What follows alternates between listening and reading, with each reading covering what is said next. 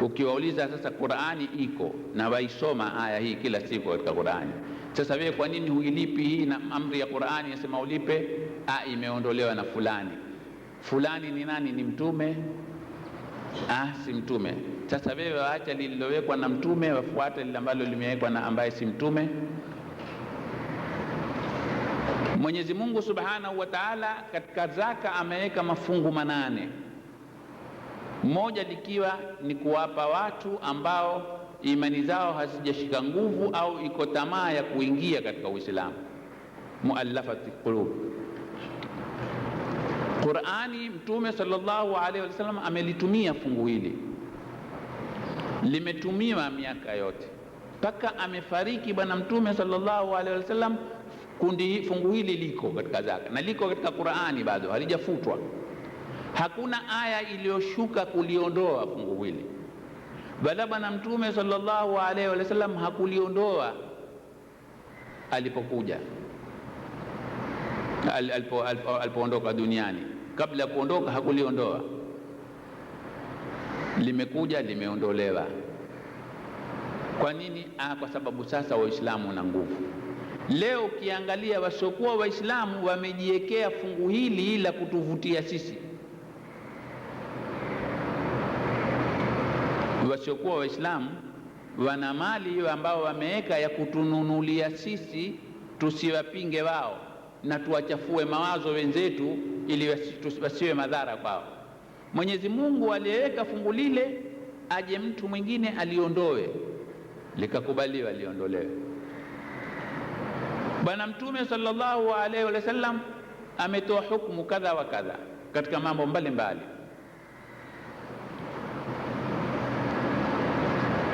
Yamo katika Qur'ani, yamo katika hadithi, haya kuondolewa. Amekuja mtu mwingine ameondoa. Sasa wazungu waliposoma historia, waliposoma Uislamu, wakakutakuta vitu kama hivi viko, na Waislamu wamenyamaza, wamekubali waendelea navyo hivi, wameondolewa mambo haya.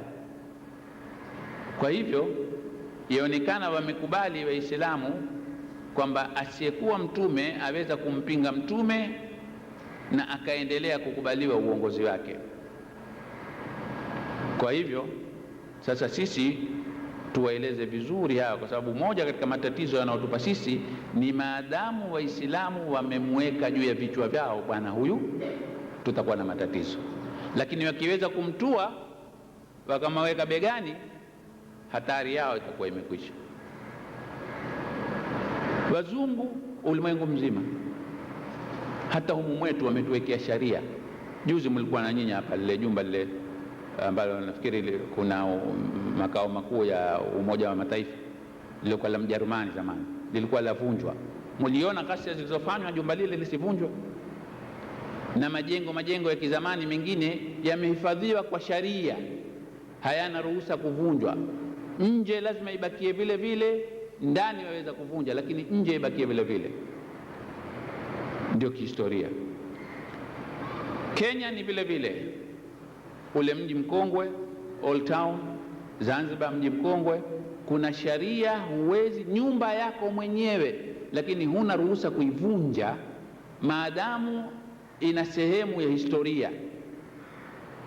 Ukivunja utashtakiwa na utaadhibiwa.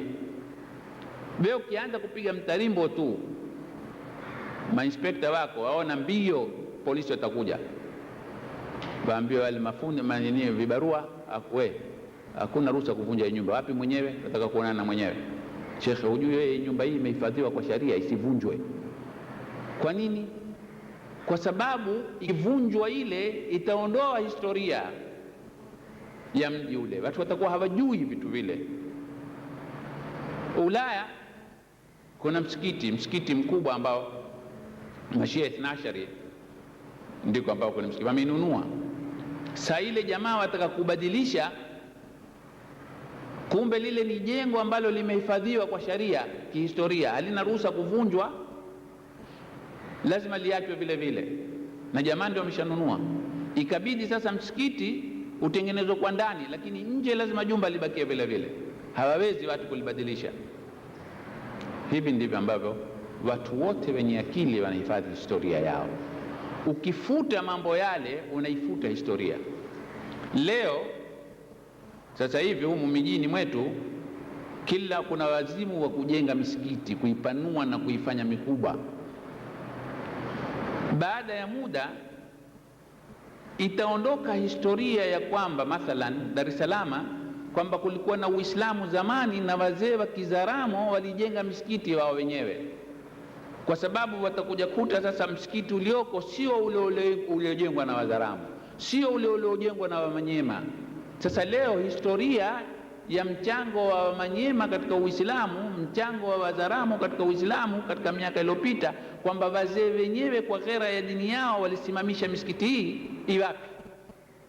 Msikiti huu, hii ni architecture ya miaka ya hivi karibuni, utasemaje umejengwa nyuma huko? Hauna athari ya zamani, ni msikiti mpya. Ule wa zamani wapi? Kwa hivyo leo itakuwa huwezi kusema historia ya Uislamu Dar es Salaam iko tangu miaka fulani, kwa sababu kwa desturi architecture ya miaka ile yajulikana na architecture ya miaka hii yajulikana. Sasa ikitazama misikiti hii yaonekana ni architecture ya karne ya 20. Nyinyi mwasema tangu karne 19, 18 au 17 kulikuwa na Uislamu. Wapi Uislamu? Majengo yote haya ni mapya. Huna kitu cha kuthibitisha kwamba haya mambo yalikuja. Sasa watu wenye akili wabakisha zile turathi zao. Sasa moja katika hatari iliyokuja leo, wewe ukenda Hijaz, ukenda Saudia, utakwenda mahali gani ukaone mahali pa historia ya Mtume sallallahu alaihi wasallam? Ukenda leo Iran, utaonyeshwa nyumba aliyokuwa akikaa Khomeini. Sasa kama wewe ulisikia kuwa huyu mzee alikuwa hana makuu, husielewi, lakini ukenda ukaona, akaambia hapa huyu bwana huyu ambaye ilikuwa nchi nzima yamsikiliza yeye na ulimwengu mzima wamsikiliza yeye, nyumba yake yote aliyokuwa akikaa ni hii hapa, ndipo hili ndilo kochi lake, hii ndio viatu vyake vya chooni, hivi ndio viatu vyake vya nini. Sasa vile vitakufahamisha wewe huyu mtu alikuwa so simple, alikuwa hakir, hakuwa na makuu. Mtu huyu ambaye alikuwa na dunia nzima yamsikiliza alikuwa kikaa hapa. Sasa waambia hatu tukaangalie na Shah mwenyewe, mfalme alivyokuwa kikaa, mapalasi yake 52, mifereji ya dhahabu nini na. Sasa pale hata kama hukumuona Shah, hata kama hukumuona Khomeini, utaweza kulinganisha kutokana na ile turathi unayoiona, utamjua Khomeini nani, Shah ni nani. Leo sisi hatuwezi kwenda kuiona nyumba ya bwana Mtume sallallahu alaihi wasallam alikuwa akikaa wapi, kwa sababu nyumba yake imebomolewa, pamewekwa traffic island. Hatuwezi kumheshimu Mtume sallallahu alaihi wasallam. Lakini nenda kawaulize upanga ambao Ibn Saud alipigania jihadi, utakuta katika museum umewekwa. Upanga wa Mtume uko wapi? Hakuna. Sasa ikiwa ni bid'a kuweka vitu vile, je, kuweka vya Saudi si bid'a? Ngao alopigania Ibn Saud iko si bid'a kuiweka, lakini kuweka ngao aliyotumia bwana Mtume ni bid'a. Kuweka upanga alopigania bwana Mtume ni bid'a. Hadithi, vitabu vya hadithi vinasema watu wakipigania nywele za Mtume, watu wakipigania kucha za Mtume, watu wakipigania makohozi ya Mtume.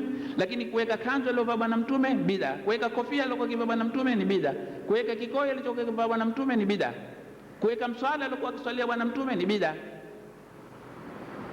Sasa ikawa wazungu watumia, tutavunja vipi huyu? Lazima tumvunje Mtume kwa dini, kwa huja za kidini, kusema kwa haya mambo hakuna. Kwa hivyo turathi ile iondolewe.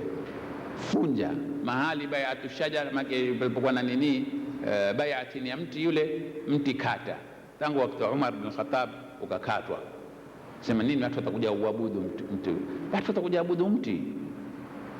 Muislamu gani anayekwenda kwenye mti akaona ni Mungu huyu? Kata mti. Nyumba ya bwana Mtume ondoa. Athari zote Badr, mahali pa Badr tubakishe. Leo ukienda Maka, ukienda Madina, hakuna tofauti New York. Iwapi athari ya Kiislamu? Wewe kama Muislamu kijana leo ukitoka wataka kwenda kufufua ile imani yako, wenda ifufua vipi Arabuni? Ukenda Hijaz, wenda ifufua vipi imani yako? Bataka kuona mtume alipokuwa kikani wapi, uone ngao, ujaribu kupicture tu ile mtume alikuwa ni mtu wa aina gani, akikaa vipi, wapi? Hakuna. Vita vya Badri vilipiganwa wapi? Hebu tuone. Pale walipokaa mtume palikuwa pamekaa vipi? Hapako tena.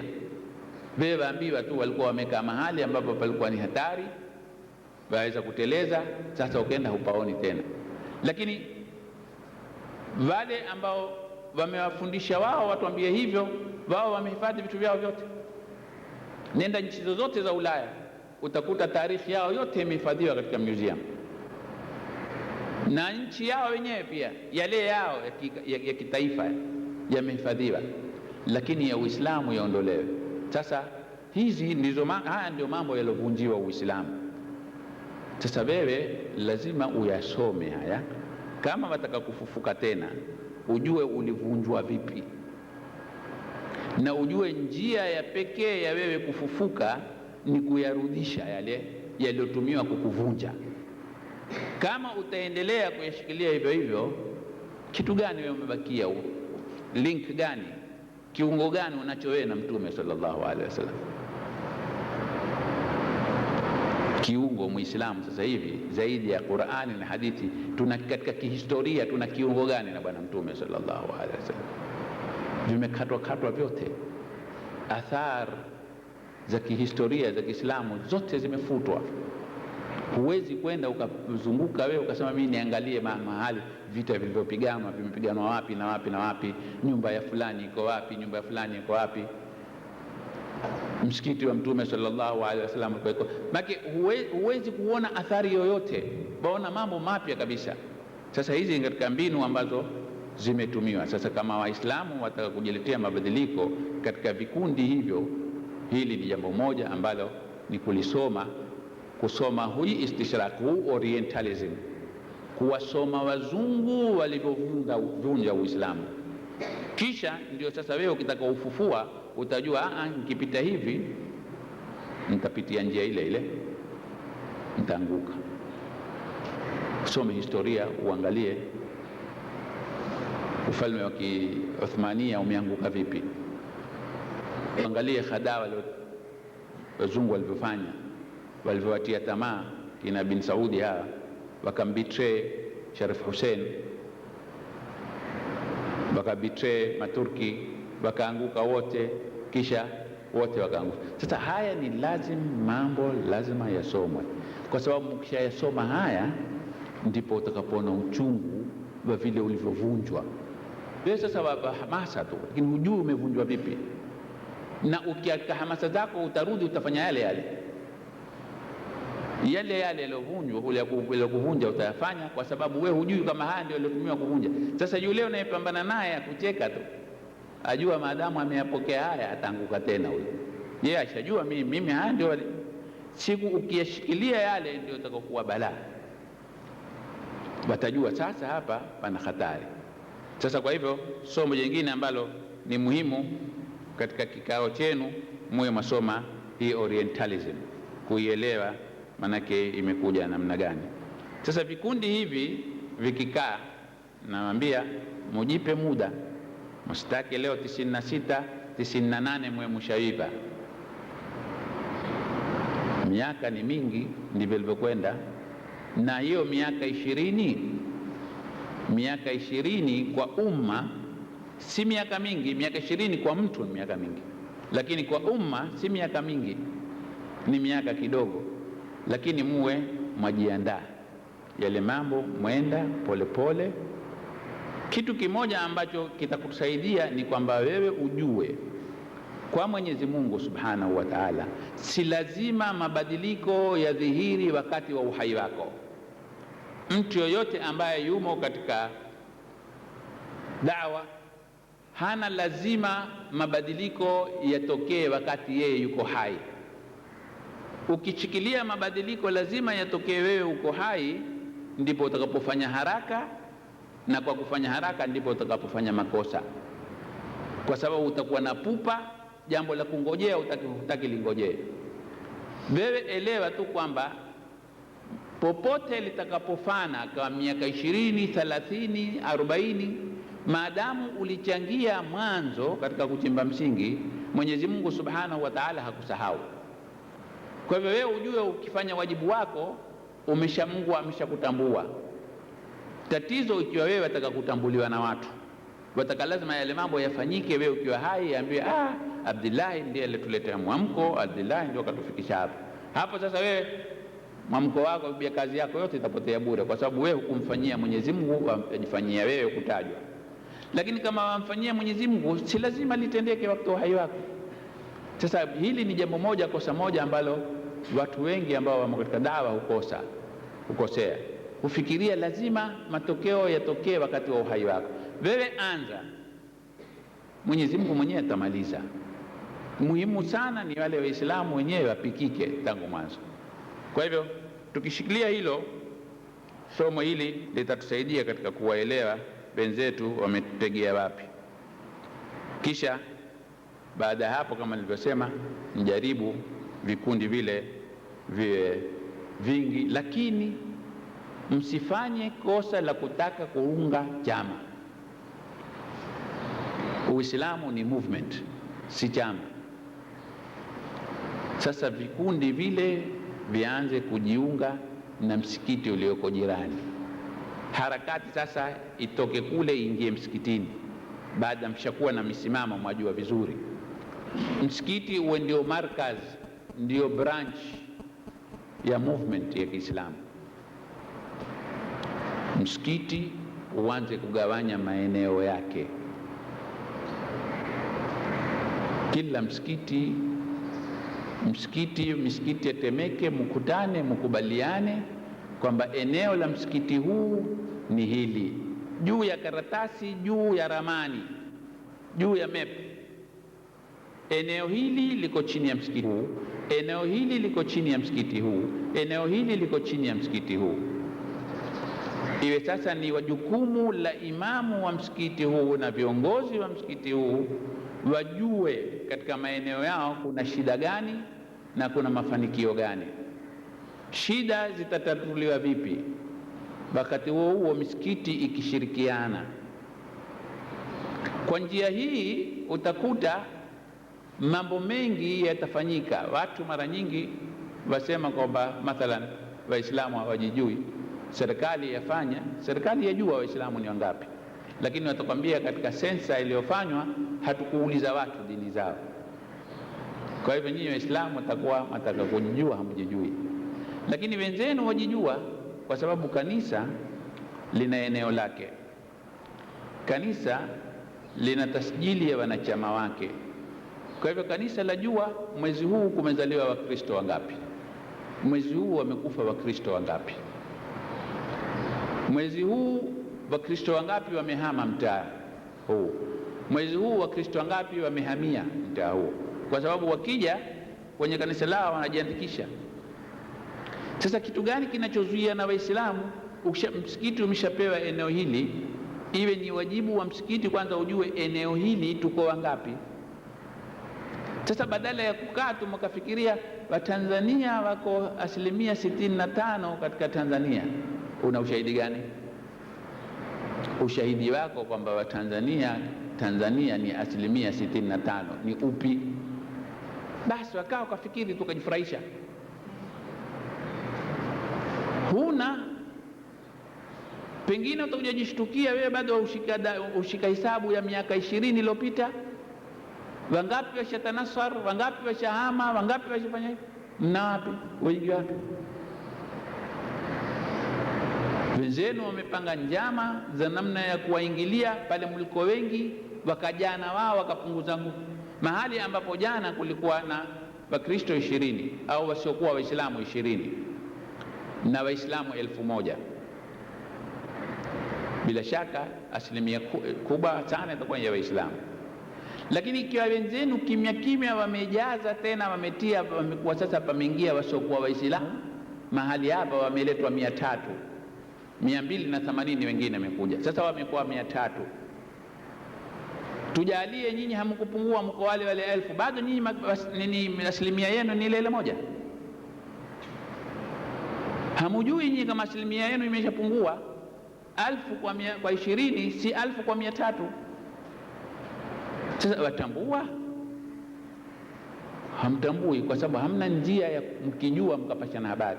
Lakini vile vile ilivyokuwa, mmeona wakati wa tano, jumbe watu 10, mgeni gani anaingia ambaye ilikuwa chama hakina habari? Mgeni gani ataingia mtaani chama kiwe hakina habari katika nchi nzima? Sasa kitu gani chazuia msikiti nao lile eneo lake ikawa kumepangwa vile vile? Akihama mtu msikiti wajua, akihamia mtu msikiti wajua. Kuna matatizo gani?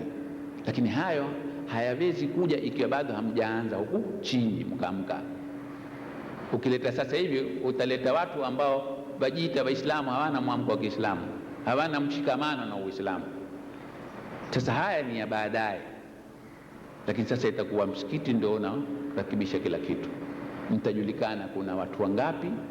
Kwa hivyo msikiti huu ukitoa idadi ya Waislamu walioko katika eneo lake na msikiti mwingine na msikiti mwingine, Temeke moja mtajua Waislamu wako wangapi.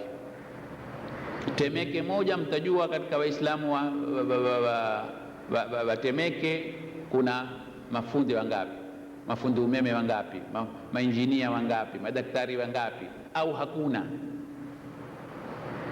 Na kwa sababu tumeshirikiana namna ile, na ulimwengu wa sasa wenda kwa kompyuta, ni kompyuta tu, ni kujaza kompyuta. Leo sisi twashindwa, twajiona hatuwezi mambo haya kwa sababu hatujajiorganize, hatujajiratibu vizuri kuweza kushughulika na mambo kama haya. Lakini ikiwa leo Waislamu waniniwa msikiti huu eneo lake watu wamejizatiti vizuri, ikiwa sehemu hii ya kimaskini lakini watakuweko sehemu nyingine Waislamu matajiri, msikiti ule utakuwa una nafasi nzuri zaidi. Itaweza kusaidia, ni kusaidia msikiti huu nao upate kompyuta yake moja, kuandikwe pale kuna watu wazima wangapi katika eneo letu, wanawake wangapi, wanaume wangapi, watoto wangapi wasoma shule, wangapi hawasomi shule, kwa nini hawasomi shule. Sasa pale msikiti utakuwa waweza kuita pale, vipi mzazi fulani, mbona mtoto wako haendi shule? Mimi na matatizo. Sasa pale mambo yataweza kufanyika kimya kimya. Yale kila yakifanyika yale ndio yajenga ule umoja wa Waislamu na udugu wao. Hamjapiga kelele kwa watu wengine, kwanza mwajijenga nyinyi wenyewe. Tumeanza kujijenga nafsi, sasa jenga umma. Ukijengeka ule umma, watu wanauona ukweli, na tukifuata misingi ile ya Kiislamu. Imamu ana upuuzi, ondoa. Shekhe bwana ufaye kuongoza, mambo yako kabisa si mazuri, kwa hivyo bwana hatuondoka, aletu mwingine. Maana hatuwezi kuongoka sisi kwa kuongozwa na mtu mchafu. Baada ya muda itakuwa msikiti una sauti, umma utasikiza pale. Sasa uangalie, mkiinuka muangalie takbiri yenu itakuwa ni takbiri ya kweli au itakuwa ni takbiri ya povu la mkojo. Kwa hivyo nimejaribu kushirikiana nanyi kuwapa mawazo yangu katika baadhi ya mambo, na najua ni mambo marefu sana na sikuyaeleza yote kwa tafsiri, nimeeleza kwa misingi tu, lakini huo ndio mchango wangu katika namna ya kujenga jamii ya Kiislamu. Na Mwenyezi Mungu insha Allahu Taala atupe moyo wa kuwa na nia ya kujenga jamii ya Kiislamu, na katika kuanza msingoje kwa na wengine waanze, wale walio tayari waanze, kila aliye tayari aanze kidogo kidogo, tutakwenda kisha siku moja insha Allahu Taala tutakuja jikuta na sisi tumerudi pale ambapo Mwenyezi Mungu Subhanahu wa Taala atakatuwepo. Wassalamu alaikum wa rahmatullahi wa barakatuh. Napenda kabla ya kuondoka kuwashukuru sana kwa kustahimili na kukaa, ingawa mwingine tunakwenda kwa urefu sana. Nimekuja, tumekaa hizo siku tulizokaa, alhamdulillah, nashukuru. Tumeambiana tuloambiana, pengine nimesema maneno mengine ambayo si mazuri, yameudhi watu, basi tusameheane. Binadamu kuteleza ndio desturi yetu, sisi si maasumini. Kwa hiyo kiwa nimesema jambo lolote ambalo limeudhi yoyote katika ndugu zangu nyinyi au watoto wangu, munisamehe. Na mimi leo ndio itakuwa ni mwisho hapa leo kuzungumza inshallah kwa mwezi huu. Kesho tukijaliwa nitaondoka, nitakwenda Zanzibar, kisha nitaondoka Zanzibar, baada nitakuweko Zanzibar kiasi cha wiki moja, kisha nitarudi nyumbani kabla kapate kukula Idi huko. Basi inshallah ikiwa tutajaliwa tena kukutana, tutakuja kukutana siku nyingine. Kwa leo nachukua fursa hii ya kuaga, inshallah tutaonana tutakapojaliwa.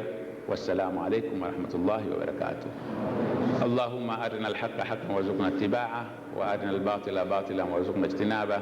Wa sallallahu ala Muhammadin wa alihi at-tayyibin at-tahirin. Alhamdulillahi rabbil alamin.